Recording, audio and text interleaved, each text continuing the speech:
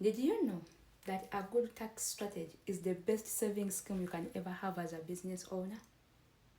We're in such a season of the year where business owners are planning their taxes for next year, for the next financial period.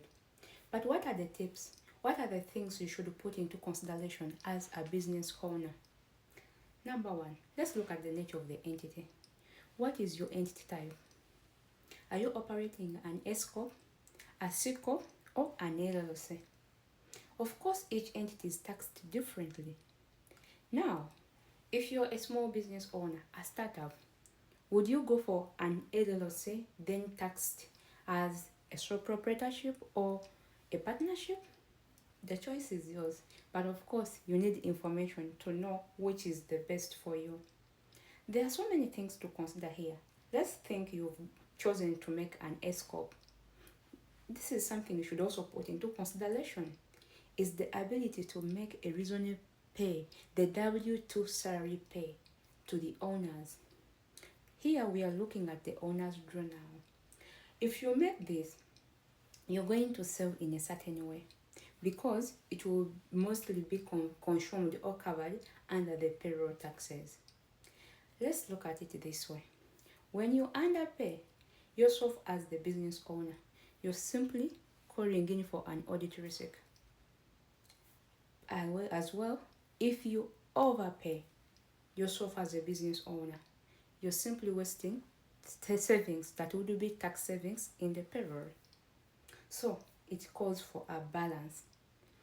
Something you should also consider here: maximize the retirement plan deductions.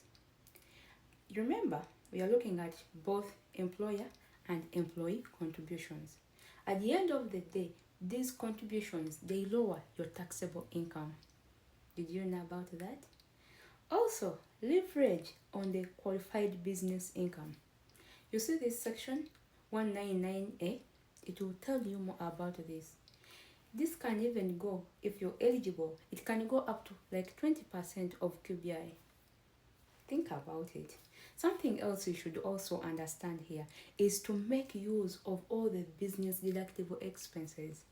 Yes, you look at this section 179 talks about bonus depreciation. This will help you if and only if you purchased a qualified equipment. Yes, it has a procedure, but there are so many business costs I would also want you to always make use of or take observation about, like the recruitment, like the training costs, like the advertising. Everything that is business will be very important. Also, look at their use of tax credits. For example, we have this work opportunity tax credit. Look at the targeted groups of people if you're hiring such people, and also please mind the training and the onboarding costs. Track all these costs, track all these expenses. They'll help us somewhere. Another thing you should think about today is the employee versus the contractor classification. I've seen this mostly that business owners have contractors that have employees they have kept as contractors for so long. The would be payroll tax savings is now lost in terms of the classification. So, if you're having this one contractor that has been here for so long and can be classified as an employee, can we think about it in such a line? Because the contractor will only demand you for a 1099 and they will do their own tax reporting. But the employee would save more in the payroll tax deductions. Something I should also let you know is think about these like offer tax benefits, tax credit benefits. For example, the health insurance you offer, the HSA, the retirement benefits, the 401k. This helps you somehow, somewhere, because we are deducting some of these deductions, especially the employer deductions, and this lowers your tax liability, your taxable income, which definitely lowers your tax liability. One more thing you should consider here is the multi-state tax withholding.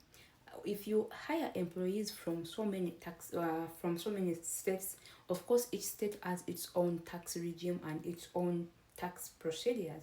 This means we are paying some money in terms of unemployment tax, and we are paying different rates of state tax income. So it's important for you to map areas where your employees are, and you look at the specialist in that particular area. Ask yourself, how do I best serve? How do I best serve if I hire people in such a place or in such a place? Or if I make sure our headquarters or our this is based in such a location. There are so many factors to consider here. There is no single answer because it varies per situation, per person, and per entity. But these are some of the tips you would think about as a business owner heading 2026 tax planning. Thank you.